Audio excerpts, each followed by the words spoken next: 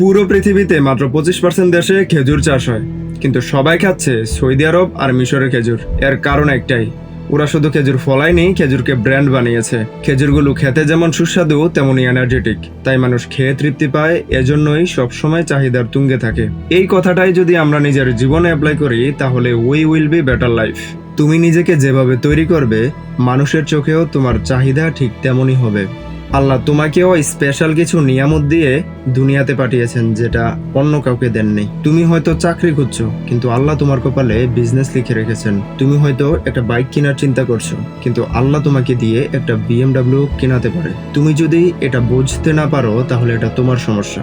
নিজেকে এমন ভাবে তৈরি করো যেন খেজুরের মতো হয়ে ওঠো। কম জায়গায় জন্ম নিয়েও সারা পৃথিবীতে চাহিদার তুঙ্গে থাকে।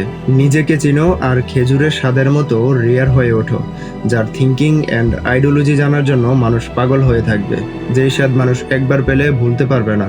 আল্লাহ তোমাকে ব্রেন দিয়েছে, কাজে লাগাও। কলার মতো বদ্ধ করে বসে থেকে নিজের ব্রেনটাকে পচিয়ে ফেলো না। দেখা হবে 100 ডেজ অফ চ্যালেঞ্জের নেক্সট এপিসোডে।